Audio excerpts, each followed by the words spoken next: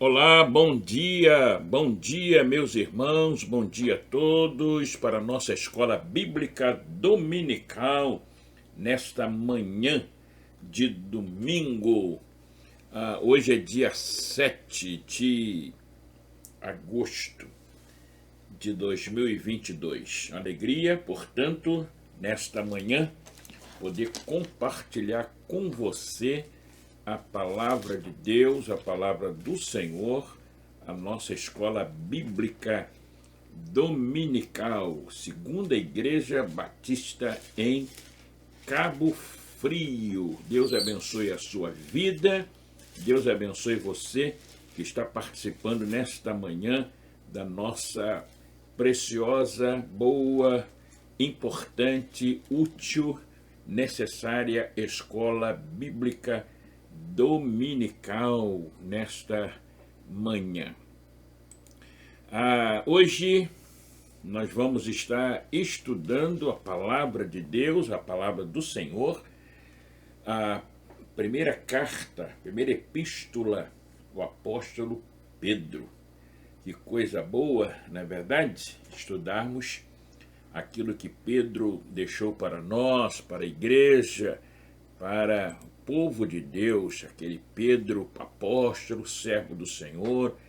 Tantas coisas aconteceram na vida de Pedro, não é verdade? Muitas coisas durante o tempo do ministério de Jesus.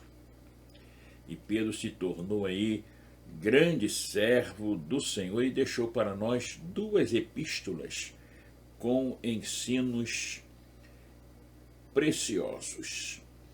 E eu quero começar a nossa lição, 1 Pedro, capítulo 1, os versos de 13 a 23. E nós vamos fazer referência a alguns versos, né, à medida que a nossa lição for desenvolvendo, ok?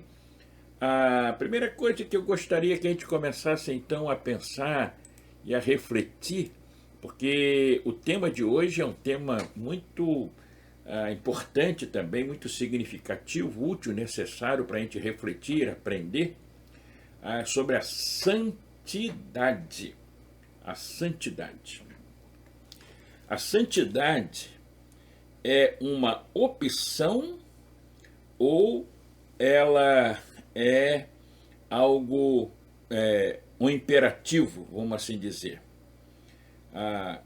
É claro que há muita gente, muitas pessoas no cristianismo, muitas pessoas que acham, né, que podem servir a Cristo, servir a Jesus, ter uma vida com Deus, estar envolvido com a igreja de Jesus, que é o corpo de Cristo, e ao mesmo tempo vivendo comprometido com o pecado.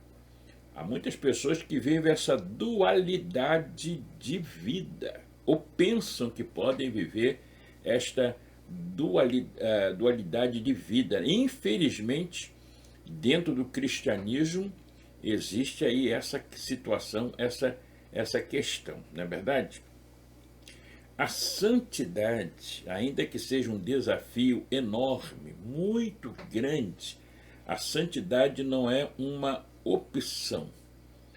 O crente, ele não vai optar se ele quer ser santo, se ele quer seguir o caminho da santidade ou não. Não existe esta opção, né? A santidade é um imperativo. E o tema da nossa lição de hoje é exatamente este o tema, né? O imperativo da santidade. Não é possível, preste atenção nisso, não é possível alguém viver naquilo que já mencionei anteriormente, uma dualidade de vida. Não há como, tá certo? Porque nós fomos chamados para a santificação, né? A Bíblia fala sobre isso, né? Porque sem santificação ninguém também verá o quê? A Deus. Então nós fomos chamados para a santificação. Então é um imperativo. a Bíblia toda, muitos textos bíblicos, muitas referências, muitas indicações na Bíblia Sagrada nós encontramos sobre a responsabilidade, o dever do crente, então, buscar viver, ter compromisso em viver em santidade de vida e ter alegria nisso. Não ver a santidade como um imperativo, mas não ver isso como algo que traz tristeza, né? Como um fardo pesado. Ainda que haja o desafio da santidade, o crente deve sentir prazer, alegria em viver nesse foco da santidade. Quando nós recebemos Jesus como nosso Salvador e como Senhor da nossa vida, a Bíblia diz, ela é clara, a Bíblia diz o que acontece na vida do crente. A Bíblia diz que o Espírito Santo vem o quê? Habitar na nossa vida. A Bíblia diz que nós somos o quê? O templo do Espírito, o nome já diz, Espírito Santo. Nós somos o templo do Espírito Santo. Quando alguém se converte, o Espírito Santo passa a habitar, a morar. Então, se é o Espírito Santo que habita em nós, não há como o nosso corpo, a nossa vida, a nossa mente, tudo que nós somos, não há como alguém viver comprometido com as práticas pecaminosas. O Espírito Santo nos habilita e o Espírito Santo nos conduz e o Espírito Santo faz morada na nossa vida e nós temos, portanto, o quê? Nós temos compromisso com a santidade, não é verdade? Então, com a santidade, porque nós somos morada do Espírito Santo.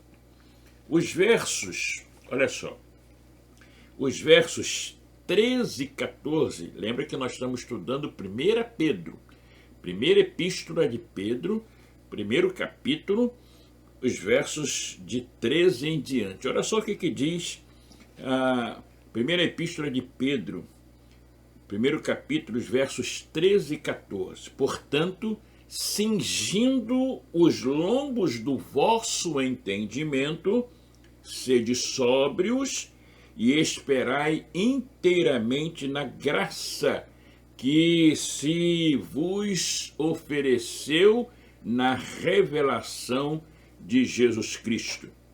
Versículo 14. Como filhos obedientes, não vos conformando com as concupiscências que antes havia em vossa ignorância, diz o apóstolo Pedro.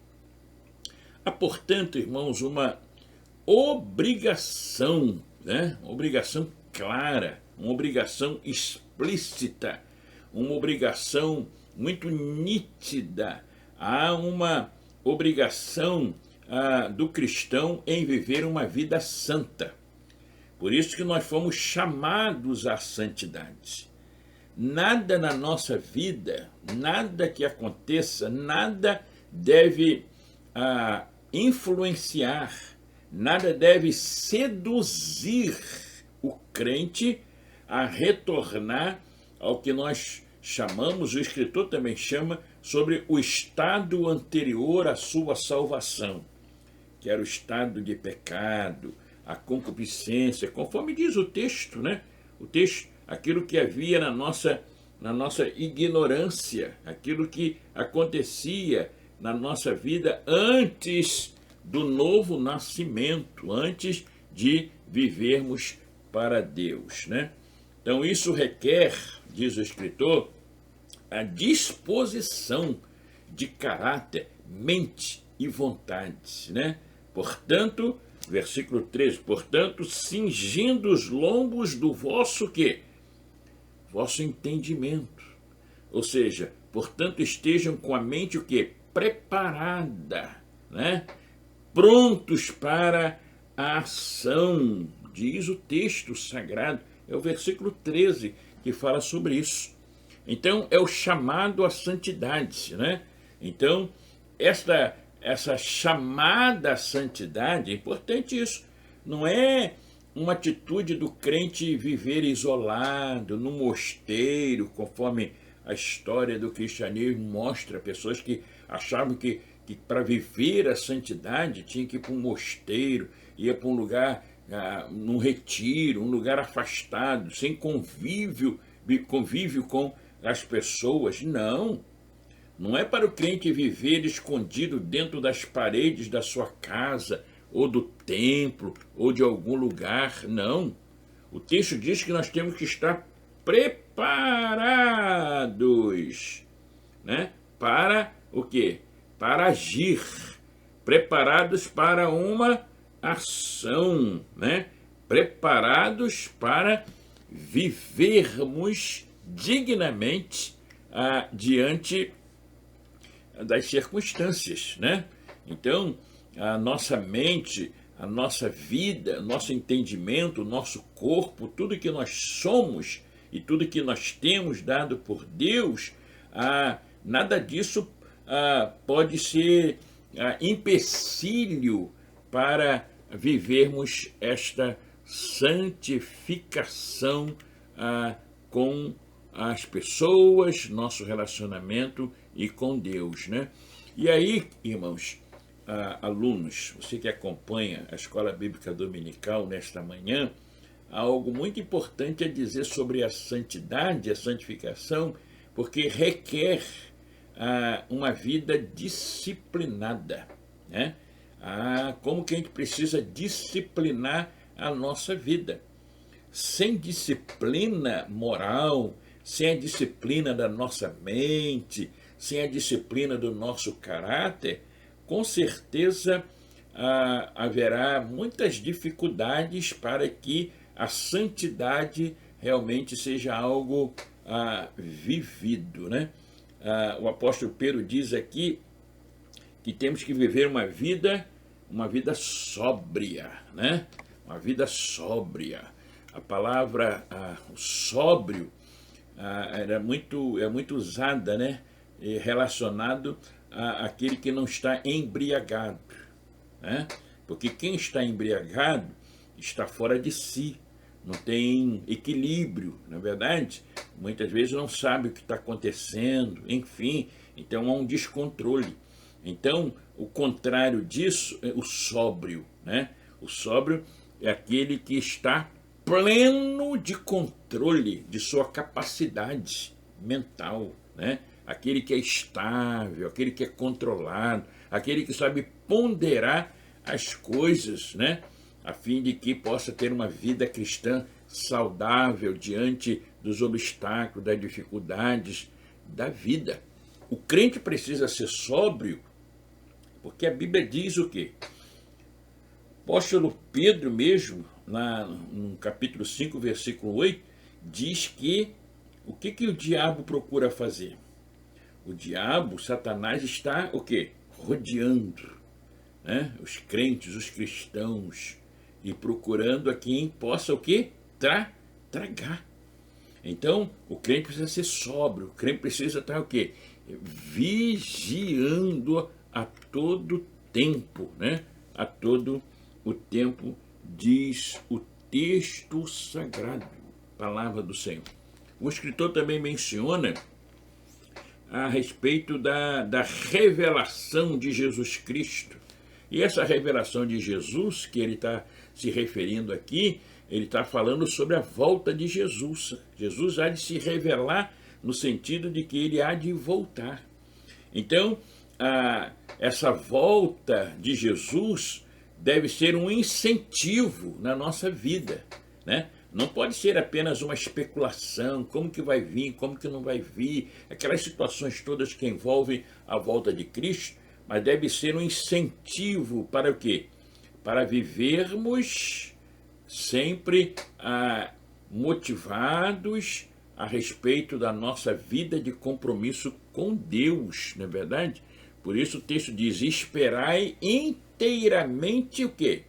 Na graça que se vos ofereceu na revelação de Jesus.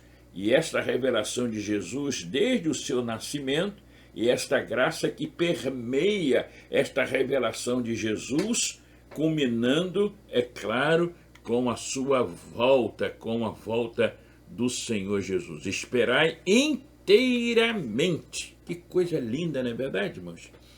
Eu acho lindo essa expressão, esperai inteiramente. Não é uma espera parcial, não é uma espera duvidosa, né? Mas uma espera integral, esperar inteiramente. Significa o quê? O escritor fala sobre isso.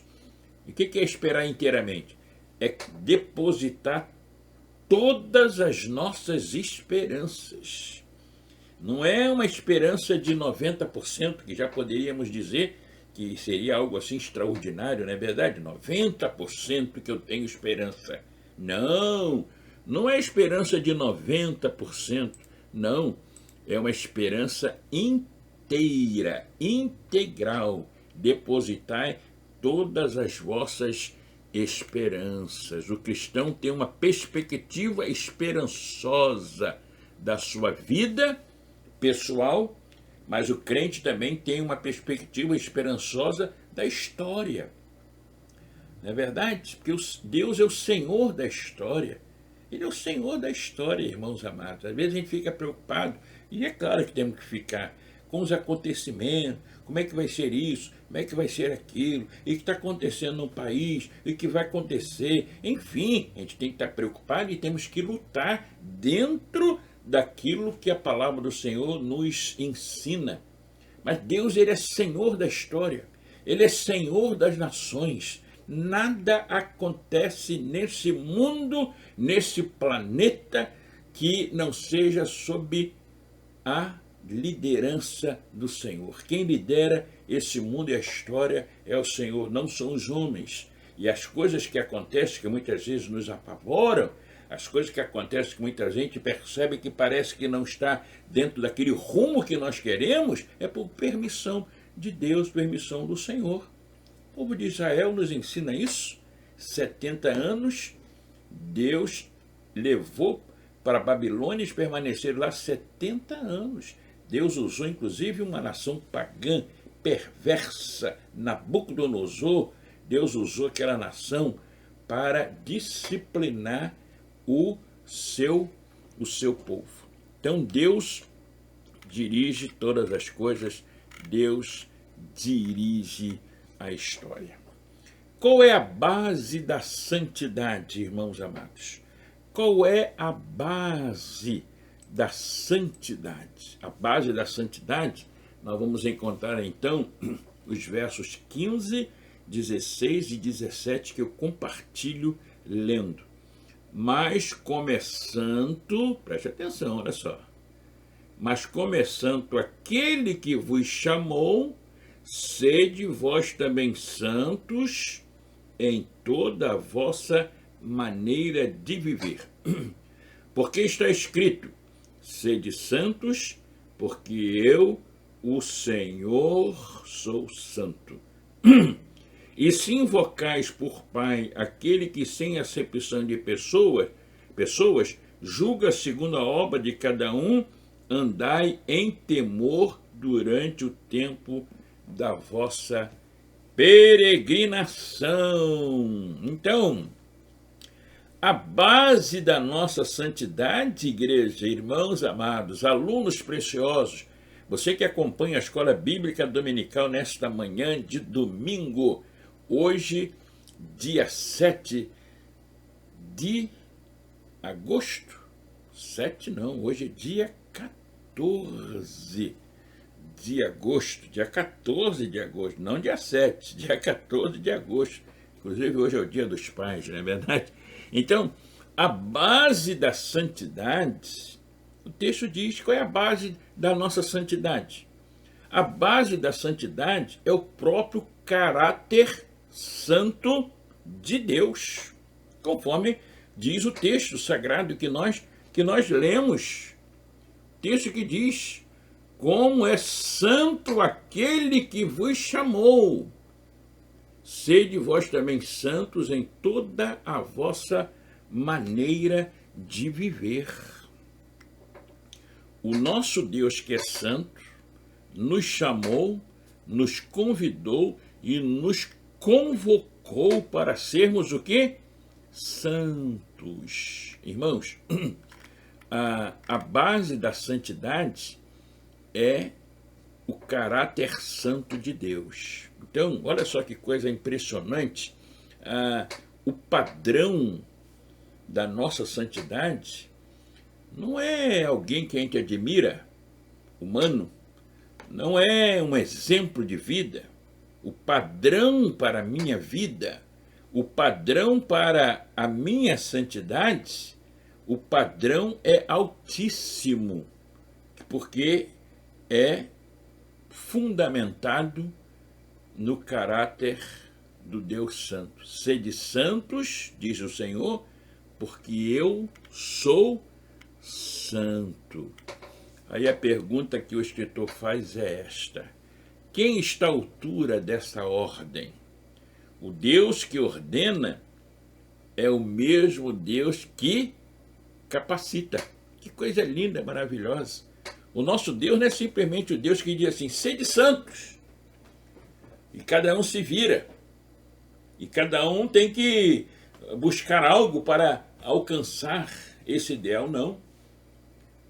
Quando Deus diz assim: sede santos porque eu sou santo, esta ordem de Deus, junto com a ordem, Ele mesmo, o Senhor, é que capacita o crente para cumpri-la. Porque sem esta ação divina na nossa vida, seria impossível cumprir esse processo de santificação em nós, está entendendo bem? Então, seria impossível. Mas o Espírito Santo de Deus, já falei sobre isso, né? Ele que nos capacita, olha, em toda a vossa maneira de viver, ou seja, na nossa conduta, nosso comportamento, modo de vida, né? No nosso relacionamento uns com os outros, na nossa maneira de se comportar, de viver, se relacionar, né? Na nossa vida pessoal, na nossa vida pública, civil, nossa vida religiosa, em todos os relacionamentos humanos. Santidade, irmãos, e ética não se separam, porque a conduta ética exigida do crente, ela é possível porque é o caráter de Deus, que é o modelo, que é a base da nossa santidade, que vai nos motivar, incentivar e que vai nos capacitar para vivermos esta vida que o Senhor quer, que deseja que vivamos. Como que nós precisamos, não é verdade, irmão, refletir sobre isso? Vivemos num mundo tão perverso, vivemos num mundo tão difícil, vivemos num mundo em que as pessoas estão riscando do vocabulário a ética, a moral, a santidade, que as pessoas estão se comprometendo, estão vendendo os valores, não é verdade? Então nós vivemos nesse mundo muito complexo, muito difícil, e nós, cristãos, a igreja de Jesus, eu, você, nós precisamos ter esse compromisso com a santidade. Fomos chamados, não podemos negociar com os valores do reino. Não podemos negociar com os valores da fé. Não devemos negociar jamais. O texto diz: temos que viver essa vida em toda a vossa maneira de viver. Não é simplesmente quando nós estamos no culto, quando nós estamos na igreja, no templo, ou quando nós estamos tratando de assuntos chamados religiosos, e depois nos nossos negócios, no nosso trabalho, no nosso comércio, na nossa empresa, ou, enfim. Não, a ética, a moral, a santidade. Compromisso é sermos santos, porque Ele, o Senhor, nosso Deus, Ele é santo. Tá certo, irmãos? E por fim, a nossa lição de hoje fala sobre o preço, né? A santidade e o alto preço da salvação. Olha só o que diz, vou ler para vocês. Olha só que coisa maravilhosa. E se invocais por Pai, aquele que sem acepção de pessoas julga segundo a obra de cada um. Andai em temor durante o tempo da vossa peregrinação. Aí diz assim, olha só. Sabendo que não foi com coisas corruptíveis, como prata ou ouro, que fostes resgatados da vossa vã maneira de viver, que por tradição recebeste dos vossos pais. Mas nós fomos resgatados da nossa vã maneira de viver com o precioso sangue de Cristo, como que de um cordeiro imaculado e incontaminado. Ah, que coisa linda e maravilhosa, né, irmãos? Todos nós sabemos que a prata e o ouro são valiosos e desejados, né? Metal precioso é o ouro, metal precioso é a prata.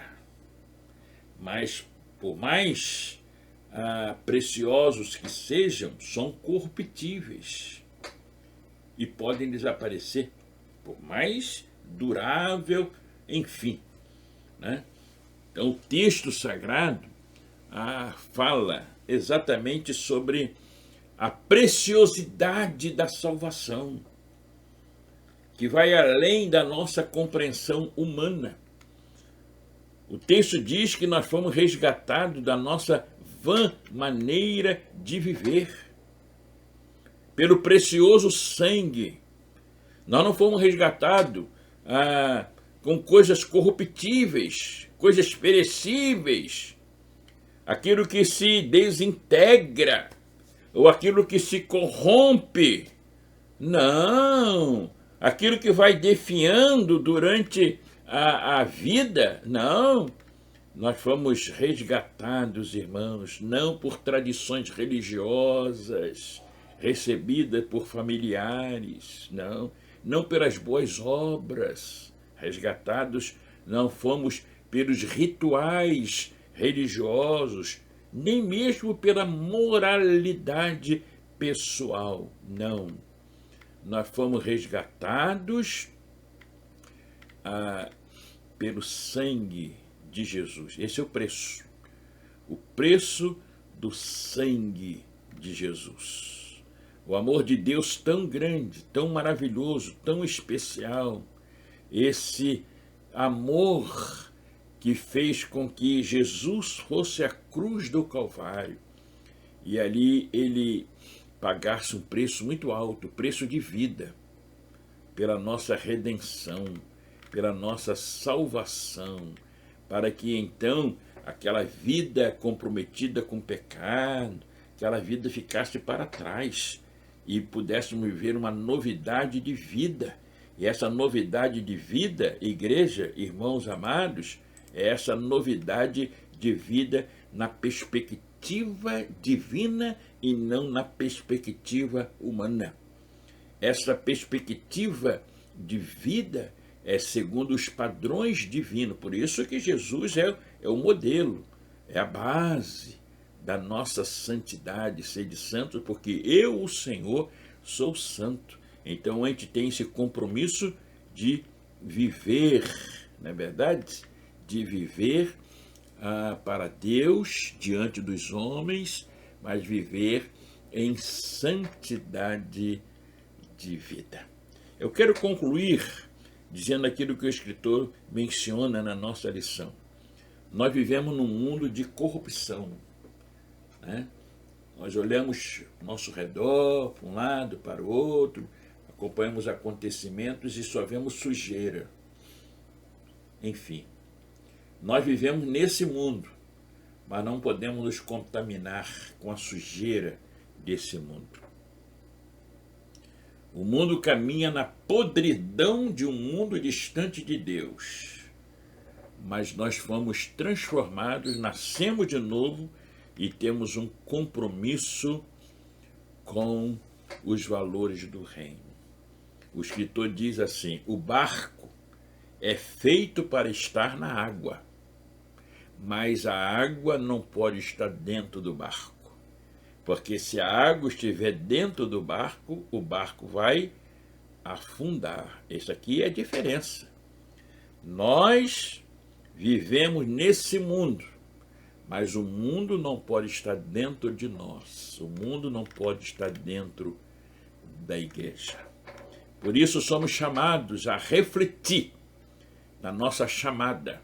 Fomos chamados para uma vida santa, uma busca contínua de vitória sobre os pecados. Precisamos desenvolver essa nossa vida, essa nossa consciência, de acordo com o padrão de Deus e não do padrão humano da sociedade que perversa e que quer influenciar. A santidade é para ser vivida em meio ao pecado, com a graça de Deus na nossa vida, a graça que nos capacita, que nos alavanca para vivermos de acordo com o ideal do Senhor. O que o escritor diz: como a garça que não se mancha no lodo, nós também podemos viver nesse mundo sem, contudo, nos contaminar nesse mundo mau e perverso. Possamos colocar no nosso coração: cria em mim, ó Deus, um coração puro e renova dentro de mim um espírito reto. Possamos ter compromisso, porque fomos chamados para a santidade. É um imperativo, não é uma opção, é um imperativo de Deus. Sede santos, sede santo, é um imperativo. Que possamos entender a base dessa nossa santidade é o próprio Senhor, é o caráter santo do Senhor. Sede santos porque eu, o Senhor, sou santo. E que possamos entender o preço que foi pago para vivermos esta vida libertos do pecado. E o preço foi o sacrifício de Jesus Cristo na cruz do Calvário, que derramou por nós o seu sangue. Sangue precioso. Não foi com prata, não foi com ouro, não foi com nada corruptível, mas foi com sangue de Jesus derramado na cruz do Calvário. Deus nos abençoe. Deus abençoe você, aluno da Escola Bíblica Dominical. Deus abençoe você que sempre se propõe a estudar a Bíblia, a palavra de Deus, a palavra do Senhor. Querido Deus, nosso Pai, nós oramos por todos que puderam acompanhar nesta manhã a lição da Escola Bíblica Dominical. Que o Senhor possa abençoar a cada um, abrindo a mente, o coração, para que haja entendimento. Ajuda-nos, ó Pai, fortalecendo a nossa fé e que possamos ter um entendimento do renovar da Tua graça na nossa vida cada dia, para que entendamos que o ideal do Senhor em nós é uma vida de santidade. Pai, purifica-nos, ó Pai, limpa-nos, ó Pai, e ajuda-nos a viver os valores do Teu reino. Nós oramos no nome de Jesus. Amém, amém. Deus abençoe a todos. Daqui a pouquinho, o culto, louvor, adoração ao nosso Deus. Fique ligado aí para você participar do culto nesse mês da juventude, ajustando o foco. Será o culto que vai começar dentro de alguns instantes. Deus abençoe.